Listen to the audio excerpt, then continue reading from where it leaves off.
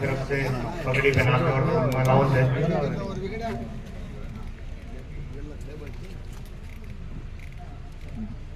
जैसे चौधरी बंसीलाल जी ने और आपने भी हम सबको परिवार माना, वैसे ही मैं और चौधरी सोमवीर सिंह जी आप सबको अपना परिवार ही मानते हैं। बात करें हम इस विधानसभा चुनाव की या इस विधानसभा टिकट की, तो मेरा मानना है ये है कि ये टिकट चौधरी सोमवीर सिंह जी को नहीं, ये टिकट आप लोगों को मिली है। चंद महीने पहले लोकसभा इलेक्शन था। आप लोगों ने एक मिनट के लिए भी ये नहीं सोचा कि भाई कांग्रेस पार्टी ने कौन सा कैंडिडेट आपके बीच में भेजा है। ना कोई क्षेत्र का सोचा, ना किसी जाति के बारे में सोचा। आप सब ने मिलके खुद कांग्रेस पार्टी का खुद कैंडिडेट बन के भाजपा के खिलाफ वोट डाले और अपने इस क्षेत्र को सबसे ज्यादा मार्जिन से जिताया। तो मैं तो आप लोगों को इस बात के लिए सलाम करता हूं कि आप उन लोगों में से एक हैं जिसने ये मोदी जी का घमंड तोड़ा है। मोदी जी ने सोची थी कि भाई आपको विकास के नाम पे राम मंदिर दिखा के 400 पार हो जाएंगे और 400 पार होते ये संविधान बदल के एक तानाशाह राजा बन के इस देश पे बैठे रहेंगे। लेकिन आज आपने ये हालात कर दिए कि भाई संसद में जाते ही पहले दिन मोदी जी ने वो संविधान के आगे झुकना पड़ा। आप लोगों ने मोदी जी को दिखा दिया भाई आपसे ऊपर कुछ नहीं है, प्रजातंत्र है, ना कि किसी तानाशाह का राज चल रहा है यहाँ पे। बात करें हम अपने चुनाव की, चलो लोकसभा का चुनाव तो दिल्ली में सरकार बदलने के लिए था। केंद्र की सरकार का भी बहुत महत्वपूर्ण रोल होता है कि भाई पूरे देश की प्रगति हो। लेकिन जो अपने क्षेत्र की प्रगति है या अपने राज्य की प्रगति है वो ज्यादा निर्भर करती है भाई अपनी हरियाणा गवर्नमेंट से। तो ये अच्छा मौका आपके पास है कि भाई ये जो 10 साल से भाजपा का कुशासन चल रहा है इससे हम पन्ना छुड़ाएं। और जो राज्य हम 10 साल पहले कांग्रेस के टाइम पे पूरे भारत में नंबर 1 छोड़ के गए थे और इन लोगों ने धीरे धीरे करते करते नंबर 1 बना दिया। इसको नशे में नंबर 1 बना रखा है, बेरोजगारी में नंबर 1 बना रखा है। तो इनसे पन्ना छुड़ाएंगे तभी हमारे क्षेत्र का और हमारे राज्य का विकास होगा।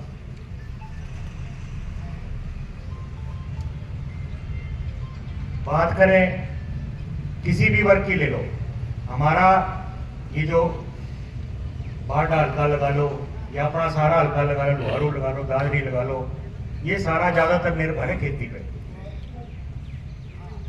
और किस तरीके से किसानों के साथ इनने व्यवहार किया, चाहे वो अपने सेंटर में सरकार हो चाहे अपने हरियाणा में सरकार हो, मेरे से ज्यादा आप लोग अच्छी तरह जानते हैं। ज्यादातर काफी लोग यहाँ पे होंगे जिनने किसान आंदोलन में भाग लिया। 13 महीने वहां डट के सड़कों पे लड़ाई लड़ी।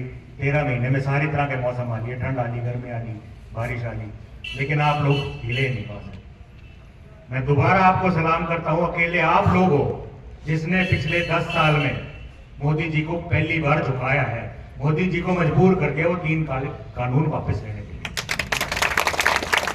लेकिन फिर भी हम बोले हैं, सोचा कि कानून वापस ले लिए तो अगली जो मोदी जी ने कही है अपने को कि भाई अपना आंदोलन बंद कर दो, कमेटी बनाएंगे, कुछ लोग किसानों की तरफ से होंगे, कुछ सरकार की तरफ से होंगे, बात करी जाएगी और भाई एमएसपी के कानून बनेगा। लेकिन उसके बाद धरना उठाने के बाद उसके बारे में कोई विचार नहीं। फिर बात कर लो युवाओं की। अपने देश में, अपने प्रांत में, अपने हलके में जो तादाद है वो सबसे ज्यादा युवाओं की है और ये बहुत अच्छी बात है किसी भी देश के लिए। जिस देश में युवा शक्ति, सबको पता है भाई युवा में नई सोच भी है और काम करने की दिलचस्पी भी है और एनर्जी भी ज्यादा है। तो अगर इस युवा को सही दिशा दिखाई जाए तो जो मोदी जी बोलते हैं ना कि मैं विश्व गुरु बना दूंगा, वो पूरा बन सकता है। लेकिन मोदी जी सिर्फ बोलते हैं, करते नहीं उनके लिए कुछ। करते क्या है भाई, पता है युवाओं की शक्ति है, ज्यादा जनसंख्या है, इनके वोटों के बिना तेरा काम चलेगा नहीं। तो 10 साल पहले बोलती थी भाई हर साल 20 करोड़ नौकरी, 2 करोड़ नौकरी दे दूंगा, तो 10 साल में तो हिसाब से 20 करोड़ हो जाने चाहिए। और इनका ही नीति आयोग है सरकार का, उसने आंकड़े रखे 8 साल के बाद 16 करोड़ नौकरी हो जानी चाहिए थी हिसाब से, और इनके आंकड़े आए तो निकली 7,35,000 नौकरियां। कहाँ 16 करोड़, कहाँ 7.5 लाख भी नहीं।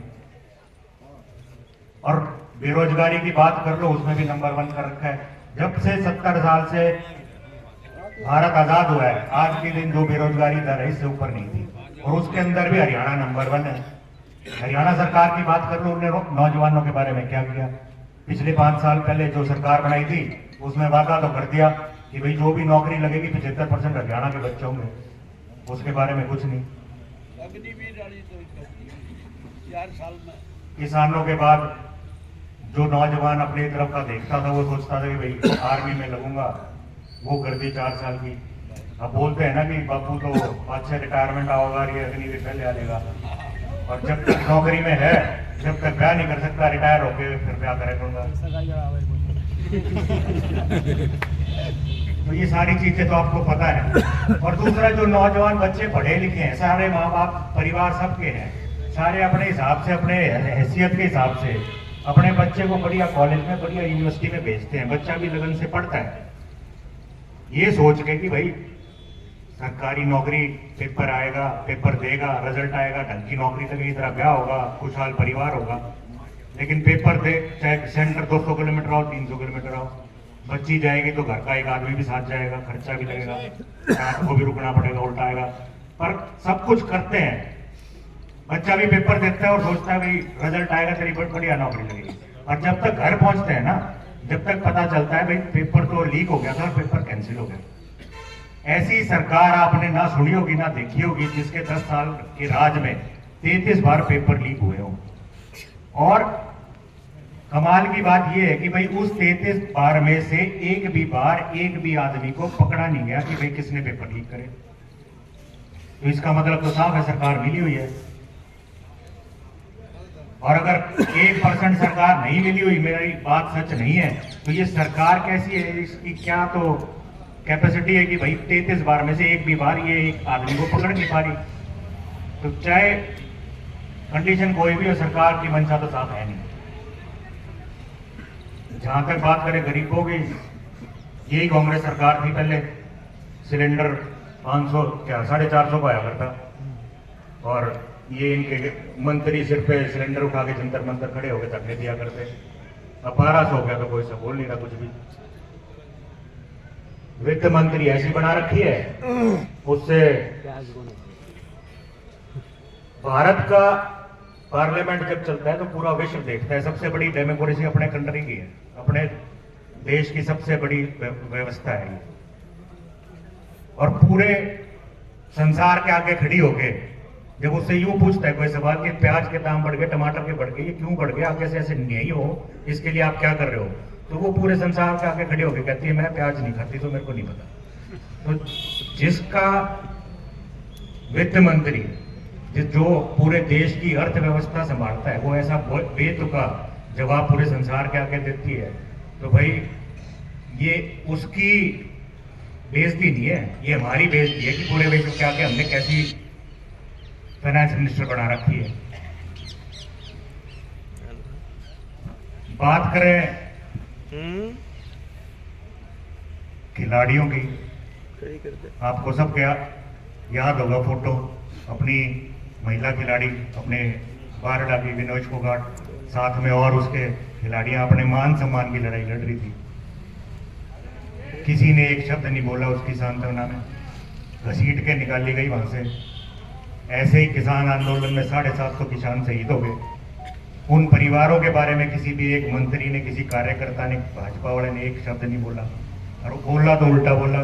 कोई कहता है ये आतंकवादी हैं, और अब 2 महीने पहले, क्या महीना भी नहीं हुआ होगा, एक MP बना रखी है कंगना रनौत हिमाचल से, उसने तो ऐसे शब्द बोले हैं कि भाई पब्लिक में खड़े हो गए हम बोल भी नहीं सकते। तो इनका कोई विकास के हिसाब से नौकरियों के हिसाब से कोई इनमें कोई प्लानिंग नहीं है, ना ये सोचते हैं। पढ़ाई लिखाई की बात करें, 10 साल में कोई भी आपसे वोट तो मांगने आएंगे, चलो यहाँ तो कोई कार्यकर्ता नहीं होगा, आपका काम ऐसा लग रहा है मेरे को कि एक तरफा वोट करेगा, तो कम से कम वोट मांगने तो शायद कोई आएगा भाजपा का। तो उनसे पूछ लेना कोई 10 साल में एक यूनिवर्सिटी बनाई हो तो बता दो, एक भी यूनिवर्सिटी, एक कोई कारखाना लगाया हो तो वो बता दो। और यूं पूछ लेना भाई क्या हो गया, बच्चे पैदा होने कम हो गए। मेरे हिसाब से तो हिंदुस्तान में जो पॉपुलेशन है वो चाइना से पार करने लग रही है, ठीक है, ठीक है। तो भाई बच्चे जब कम नहीं हुए तो ये 5500 स्कूल बंद क्यों कर दिए? और जो स्कूल चल रहे हैं उसमें से 20,000 अध्यापकों की पोस्ट खाली क्यों है? और जो पढ़ाई लिखाई होती थी, जो हिस्ट्री क्लास थी, उसके सिलेबस तुम क्यों चेंज कर रहे हो भाई? तुम नेहरू को हटा के वहां पे कोई गॉड से और ये सर क्यों घुसा रहे हो? नियत सिर्फ ये है कि भाई जो बच्चे पढ़ाई लिखाई कर रहे हैं उनको ढंग की शिक्षा ना मिलेगी, उनको ढंग की शिक्षा मिलेगी तो भाई उनका दिमाग विकसित होगा, दिमाग विकसित होगा तो भाई वो तुमसे सवाल करेंगे कि भाई नौकरी कहाँ है हमारी, देश को कहाँ लेके जा रहे हो? पर वो नहीं चाहिए इनको, इनको तो चाहिए आपको राम मंदिर दिखा दें, 370 के बारे में बात कर लें, हिंदू मुसलमान कर लें, जाति पाति कर लें, ताकि ये सत्ता में बने रहें। फिर बोल देते हैं भाई कांग्रेस ने क्या किया 70 साल में। 70 साल तो छोड़ दो, उससे पहले भी कांग्रेस ने तो आज़ादी की लड़ाई लड़ी है।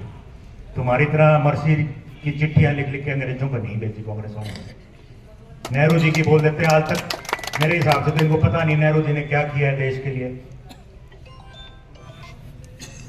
और मेरे को नहीं पता आप लोगों को कितना पता है, मेरे हिसाब से नेहरू जी 10 साल से फालतू जेल में रह के आए हैं, पर ये बातें नहीं बताएंगे ये। 70 साल में, 70 साल पहले जब आजादी मिली, जब एक सुई नहीं बनती थी अपने देश में, आज के दिन हम चंद्रयान भेज रहे हैं चांद पे, और वो चंद्रयान वहीं बना है जहां इसरो में, वो इसरो उसने लगाई थी नेहरू ने। और 70 साल का जो किया हुआ है ना, वो तुम ये टाइम पास कर रहे हो 10 साल में बेच बेच के। या तो नाम बदल देते हो, या कोई संस्थान भेल, BHEL और ये BSNL और रेल और हवाई अड्डे सब बेचने में लगे हुए हैं अंबानी अदानी को। ये तो उजागर नहीं हुआ, नहीं तो ये जो अपने इलेक्ट्रोल बॉन्ड निकले थे 7,500 तो खुद SBI ने बोल दिया ना भाजपा के खाते में गए हैं। ये वैक्सीन के लगा दिए सबके टीके पकड़ पकड़ के, 55 करोड़ उनसे खा गए, इतनी तो हमारी सस्ती ने जान कर दी। तो खैर ज्यादा टाइम नहीं है और बातें आपको सबको पता है, और यह आपने सिद्ध कर दिया है कि आपको सारी बातें पता है, क्योंकि लोकसभा में आपने 27,000 से जिता रखा है। आप इनके बहकावे में आने वाले नहीं हो, और मेरी तो उम्मीद और विश्वास है कि भाई ये 27,000 भी आप बढ़ा के ऊपर करो। और आखिरी में 2 बात और कहूँगा। पहली तो कि भाई ये मत सोचना कि हम आपके आगे बीच में आके कांग्रेस के वादे तो मैंने बताए भी नहीं, वो भी आपको पता होगा कि भाई बुजुर्गों की पेंशन 6,000 करेंगे। ज्यादा हो गया तो आखिरी में मैं यही कहना चाहूंगा, ये मत सोचना कि 5 तारीख के बाद हम आपके बीच में नहीं आएंगे। मैं आपको वादा करता हूँ कि भाई आपके सुख में दुख में हम आपके बीच में खड़े रहेंगे। कोई भी